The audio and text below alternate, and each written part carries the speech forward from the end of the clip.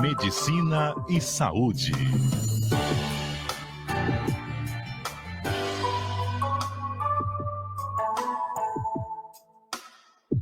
Apresentação: Matheus Boaventura. Muito bom dia a todos, esse é o Medicina e Saúde na CBN. Hoje vamos conversar com o Dr. Marcelo Bendac, que é urologista, uro-oncologista e presidente da Sociedade Latino-Americana de Uro-Oncologia. Estamos vivendo já o Novembro Azul, mês que tem a campanha de conscientização sobre o câncer de próstata. Muito bom dia, doutor, tudo bem? Bom dia, Matheus. Tudo bem. Obrigado pela oportunidade de transmitir algumas recomendações ao nosso público, né? Vamos lá. Imagina, nós que agradecemos. Já é uma campanha consolidada, conhecida, o Novembro Azul, mas hoje a gente vai falar sobre as novidades, inclusive recentemente uma patente de biologia molecular de um dos testes marcadores foi homologada na Alemanha. O que isso representa no tratamento, no diagnóstico do câncer de próstata? Nós temos dentro desta patente cerca de 100 marcadores epigenéticos que podem ser, então, utilizados para melhor compreensão a respeito da doença, sobretudo na caracterização do seu potencial de agressividade. Um problema que nós enfrentamos hoje na clínica, na prática, é que alguns pacientes preocupados excessivamente, mas com uma doença não muito agressiva, por vezes escolhem uma terapia muito radical para serem tratados. O contrário também pode se suceder, a doença é mais agressiva, está mais amplamente acometendo a próstata e a pessoa pode eventualmente ser sugerida a ela que faça uma vigilância ativa, um acompanhamento, um segmento e sem tratamento. Nós temos visto isso na clínica, essa semana mesmo um paciente com Gleason 7. Gleason foi um patologista americano que classificou a doença. Então, a mais boazinha, vamos chamar assim, ao microscópio, seria o Gleason 6. A mais grave, mais agressiva, Gleason 10. Então, o 6 tem uma série de considerações, mas o 7 já é um grau intermediário, já é menos favorável que se acompanhe esse paciente. E esses marcadores poderão ajudar, então, a definir terapias, a melhor caracterizar o prognóstico. O prognóstico é o seguinte: o que fazendo tal terapia, qual vai ser o resultado que podemos obter e quais são as chances de cura daquela pessoa, daquele homem, daquele paciente, né? Então, acreditamos sim que isso possa trazer mais um momento de alegria no sentido de realização científica profissional do nosso grupo de pesquisa. Quando a gente vê uma notícia dessa, o que significa na prática? É a questão também do diagnóstico precoce? É a chance do paciente que hoje ele não tem?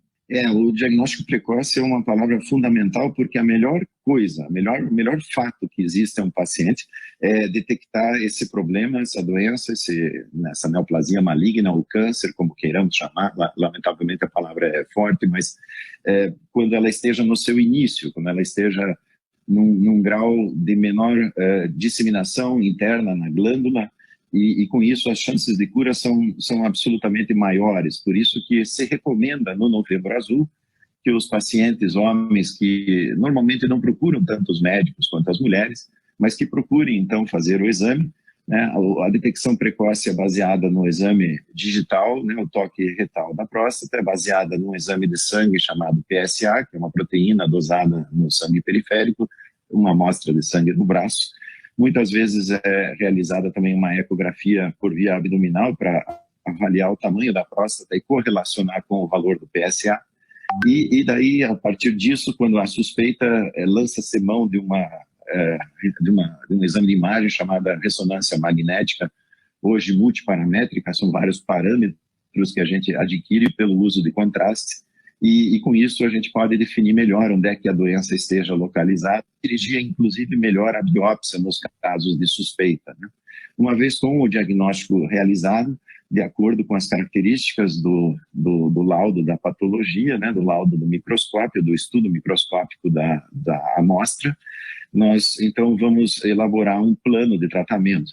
Algumas vezes necessitamos de exames para avaliação do corpo inteiro, como cintilografia ou o PET scan, PSMA, é uma avaliação de corpo inteiro também, o PET scan, e aí conforme esses resultados vamos estabelecer uma recomendação. A felicidade que temos é que, apesar de contarmos com tratamentos clássicos bem estabelecidos, como a cirurgia, nas suas diversas formas, aberta, laparoscópica, robótica, e também com a radioterapia, com ela sendo feita à distância ou ela sendo feita por sementes radioativas, como é o caso da bracterapia, nós podemos hoje também contar com novas técnicas e que estão sendo cada vez mais bem estabelecidas pelo tempo que estão sendo utilizadas, né, como é o caso do HIFU, a ultrassonografia de alta frequência e intensidade, né? E essas técnicas permitem uma eliminação da área doente, porém não trazem os mesmos níveis de efeitos colaterais indesejáveis, como altos índices de impotência, dificuldade de ereção e também, infelizmente, de incontinência urinária. Então, nós temos aí um alento também, uma nova técnica, e nós temos a grata satisfação também de termos introduzido esse tipo de técnica no Brasil no mês de janeiro de 2011. Então, isso nos traz, assim, a informação de que os pacientes podem ir com mais tranquilidade, porque há dois medos do paciente quando vai ao exame. O primeiro é pelo exame em si, a ansiedade do exame, do encontro com o médico, o exame de toque, né? Mas é relativamente simples essa fase, né? E o segundo medo é realmente encontrar algo que chame a atenção e que faça com que o paciente precise de mais exames e até mesmo da biópsia, né? Esse é o Medicina e Saúde na CBN. Estamos conversando com o Dr. Marcelo Bendac, que é urologista, sobre o Novembro Azul, mês de conscientização sobre o câncer de próstata, e também essa colaboração internacional entre urologistas de Curitiba e epigeneticistas da Alemanha, trabalhando para a detecção precoce do câncer de próstata. Agora, doutor, para explicar também a função da próstata no organismo e, na sequência, o tratamento, quando há a necessidade de remoção dela. A função da próstata, basicamente, é produzir o líquido seminal que alimenta os espermatozoides na sua capacidade e na sua movimentação, enfim, na sua atividade de reprodução. A próstata não tem outra finalidade que não, basicamente, essa. O problema é que ela se encontra numa região delicada, ela está abaixo da bexiga, o canal da urina passa exatamente pelo meio da próstata, e os ductos também que eliminam esse líquido seminal, a ejaculação, passam pela próstata da mesma forma. Atrás dela, em torno dela, mas principalmente na região de trás, chamada posterior, nós temos então um plexo, né, uma estrutura como se fosse uma rede que leva a genitália, a capacidade de ereção e por isso, quando removida, e também pela sua proximidade com o músculo que segura a urina, que está logo abaixo da próstata, então acima da próstata a bexiga, embaixo da próstata o músculo que segura a urina. Então essa questão anatômica leva ao cuidado realmente muito importante de não causarmos, quando tratamos uma pessoa de câncer, não causarmos a ele efeitos colaterais que possam acompanhá-los o resto da vida, né? Por exemplo, a gente recomenda a partir dos 45, 50 anos de idade para a população em geral, para aqueles que apresentem na família pai, irmão, tio ou avô, ou seja, um membro diretamente relacionado, devemos recomendar já a partir dos 40, 45 anos, essa avaliação periódica, muitas vezes uma vez ao ano, e dependendo dos resultados que se obtenha nessa avaliação, será recomendado um novo intervalo para a próxima. Aí vem justamente esta questão de escolha do paciente, né? O que eu vou fazer se eu tiver, de fato, um câncer na próstata e ele for localizado apenas nesta região? Então, ele teria as condutas clássicas, a radioterapia, a cirurgia, e também agora podemos citar aí o exemplo do HIFU, né? Como sendo um método que também elimina a doença.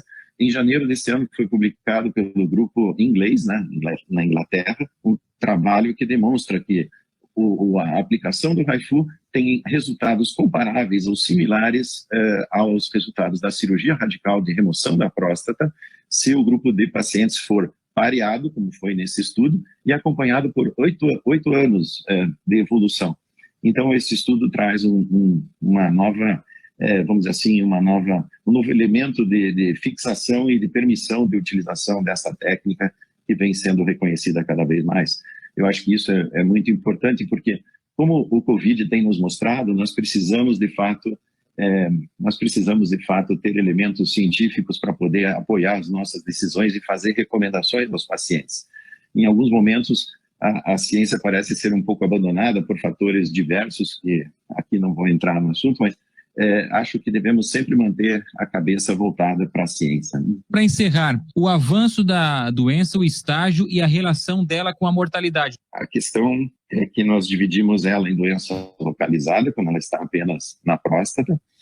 Depois nós temos a possibilidade de ter uma extensão dessas células doentes para a região dos linfáticos ou linfonodos, seriam pacientes com linfonodos positivos.